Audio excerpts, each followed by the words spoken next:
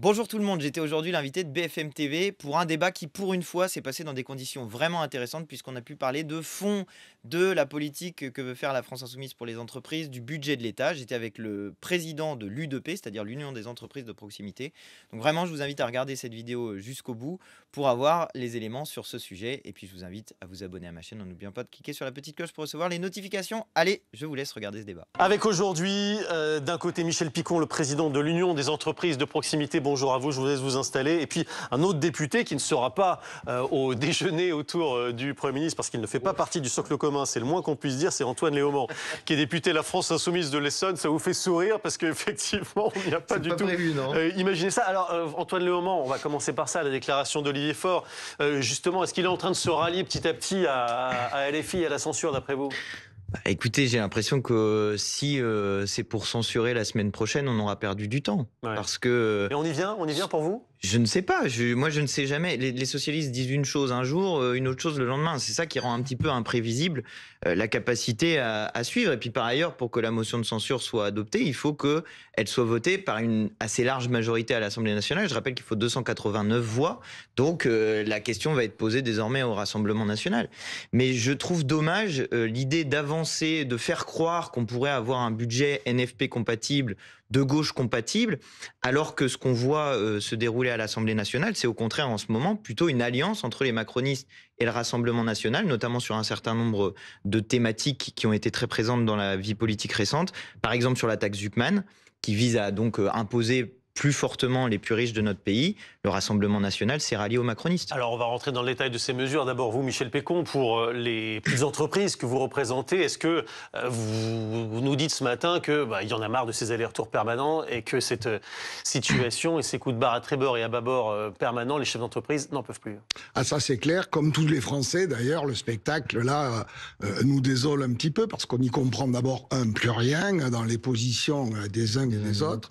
On avait le sentiment que les gens allaient se mettre à composer un petit peu, faire en sorte que ce budget ne soit pas l'expression d'un camp ou d'un autre, mais l'expression d'un compromis au service du pays, de ses entreprises et de ses concitoyens.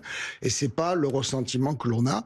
Et on est pénalisé tous les jours par cette situation, par une consommation qui est atone, par des freins à l'investissement, des entreprises qui ne recrutent pas.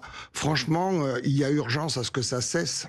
Alors, vous avez lu peut-être les propositions de contre-budget des uns et des autres. Il y a le Rassemblement national qui a donné le sien hier, et puis LFI, un tout petit peu plus tôt. Vous avez peut-être vu les chiffres, Michel Picon, parce que LFI propose des dépenses à hauteur de 170 milliards et des recettes, donc des impôts, des cotisations, à hauteur de 180 milliards d'euros. Est-ce que pour vous, la France et les entreprises peuvent se le permettre ? Moi, je pense que non. 3 500 milliards de dettes, un poids de cette dette avec des taux d'intérêt auxquels nous empruntons qui est de plus en plus haut. Enfin, si la France était une entreprise, alors je sais bien que comparaison ne vaut pas raison, mais en tout état de cause, ça serait le dépôt de bilan immédiat. Rapide. Et quand je vois toutes les dépenses que l'on veut rajouter dessus, pardon de le dire un peu, mais c'est pour s'attirer les bonnes grâces peut-être d'une opinion publique qui peut croire à tout ce qu'on lui raconte. Moi, je suis inquiet de cela parce que c'est les marchés financiers qui vont finir. D'abord, ça a commencé. Le taux d'emprunt aujourd'hui de l'État français est le plus haut de la zone euro. Voilà. Et Antoine Léaumont. La question, la grande différence entre l'État et les entreprises ou les ménages d'un côté, c'est que l'État est libre de ses recettes. Une entreprise peut pas choisir le nombre de produits qu'elle va vendre, c'est pas possible. Mais l'État, lui, est libre de ses recettes. Et ce qu'on doit décider dans ce budget-là ou dans les budgets suivants, c'est qui paye pour les dépenses qui ont été contractées dans les années précédentes. Notamment les entreprises. Nous, oui, mais pas. Alors attention, parce qu'il faut faire le tri. Là, on est avec le président de l'Union des entreprises de proximité. C'est 2,8 millions d'entreprises dans notre pays. C'est pas la même chose que Amazon, Google et des très grandes entreprises qui exercent dans notre pays, mais qui payent pas leur juste part d'impôt dans notre pays. Nous, ce que nous proposons avec la France Insoumise, c'est que justement, on met en place des systèmes, à la fois une caisse de péréquation pour que les petites entreprises payent moins de cotisations et que les grandes entreprises payent davantage de cotisations, mais aussi un impôt progressif sur les entreprises. Ça n'existe pas à l'heure actuelle. Vous y croyez ça, vous, Michel Picon, ou pas? Non, enfin, je ne crois pas qu'il y a comme ça des formules d'argent magique, mais voyez-vous, monsieur le député, vous avez tout dit tout à l'heure en disant la différence avec une entreprise, c'est que nous, on décide de nos recettes. Et au fond, est-ce que le pays n'est pas malade de ça? C'est qu'on décide de nos recettes, c'est-à-dire qu'on augmente, vous avez raison de le dire, le Parlement peut augmenter sans arrêt la taxation des entreprises, l'impôt des concitoyens. Nous, dans le monde de l'entreprise, on commence, quand on est en difficulté, à travailler nos dépenses et à tenter de les réduire. Ça, il n'y a pas de sujet sur ce point-là. C'est-à-dire, il y a des secteurs dans lesquels on peut faire des diminutions. Mais le problème qu'il y a aujourd'hui, c'est qu'il y aurait plutôt besoin, dans un certain nombre de secteurs, d'augmenter la dépense. Je vais prendre un exemple qui est un exemple très concret et qui fait le lien entre dépenses publiques et les entreprises derrière. Il y a quelques années, il y a de ça une vingtaine ou une trentaine d'années, on construisait chaque année 30 000 logements par an. 30 000 logements publics par an, c'est de l'activité pour nos entreprises et les entreprises dans le bâtiment notamment. Quand on diminue l'investissement, aujourd'hui on n'est plus qu'à 100 000 logements publics construits par an. Quand on diminue cet investissement, eh ben on diminue aussi la visibilité pour les entreprises et la possibilité pour les petites, les moyennes entreprises qui travaillent dans le bâtiment par exemple, mais là je prends qu'un seul secteur, de voir venir et de savoir, de pouvoir prévoir, de pouvoir planifier. Ça c'est les choses qui manquent en ce moment aux entreprises. 1, la planification, la possibilité de pouvoir se projeter dans le temps. 2, savoir à quelle sauce on va être mangé. C'est-à-dire que le système d'imposition ne cesse de varier. Ça serait mieux d'avoir un système qui est un petit peu stabilisé. Et puis 3, notamment pour les entreprises de proximité, la faiblesse des revenus dans la période fait qu'il y a plein de gens qui sont en difficulté. C'est la relance par la commande publique, Michel Picon.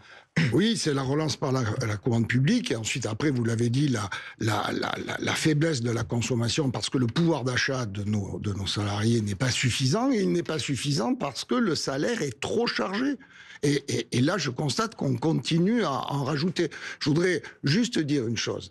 Sur l'apprentissage, par exemple, qui est une véritable réussite pour les gamins, c'est près d'1 million de jeunes qui trouvent un apprentissage adapté et qui trouvent un emploi à la sortie. Dans les propositions qui sont faites, on va taxer le petit salaire que perçoit l'apprenti. Tout à fait, c'est un énorme problème. Oui, ça procède aussi de cette volonté d'augmenter les prélèvements plutôt que de s'attaquer là où, nous semble-t-il, il y a des économies à faire. Sur l'hôpital, par exemple, l'hôpital, on me dit, sur les chiffres qui sont publiés, 33% du coût de l'hôpital, et c'est pas neutre, c'est 40% de la dépense santé de la sécurité sociale, 33% relève de l'administration et de la gestion de l'hôpital. On a certainement, sans augmenter les impôts, à déplacer des budgets plutôt de l'administratif vers les soignants. Réponse d'Antoine Aymon juste sur les charges. Simplement parce que voilà, c'est ça le problème concret des chefs d'entreprise. Alors sur les charges. Parce que sur l'hôpital, j'imagine que vous serez d'accord, évidemment. Pas forcément. Mais je voudrais dire où porte la responsabilité. C'est qu'a été mis en place la tarification à l'acte. C'est-à-dire qu'avant, on avait un service public de la santé qui permettait que quelqu'un arrive à l'hôpital, on le soigne, et puis c'est la sécurité sociale qui prend en charge. Maintenant, aujourd'hui, comme on pense l'hôpital comme une entreprise, justement, plutôt que comme un service public, il faut tarifier des actes. Et du coup, ça a augmenté la charge administrative à l'intérieur des hôpitaux. Mais c'est pas nous qui avons mis en place ce système qui vise par ailleurs à libéraliser la santé. Ça, c'est un autre sujet. Sur la question des charges sur les entreprises, moi, je parle plutôt de cotisation. Et effectivement, il y a un problème. C'est que non, c'est qu'elles sont mal réparties. Mais non, c'est qu'elles sont mal réparties. Mais c'est surtout les sujets la même chose. Quand vous parlez des apprentis, je suis totalement d'accord avec vous. Aller taxer les apprentis alors qu'ils sont payés moins que le SMIC pour un certain nombre d'entre eux, c'est pas normal. C'est pas normal, c'est pas aux apprentis de payer les dépenses qui ont été faites par les macronistes. Est-ce que je peux dire un dernier point ? Alors, 10 secondes.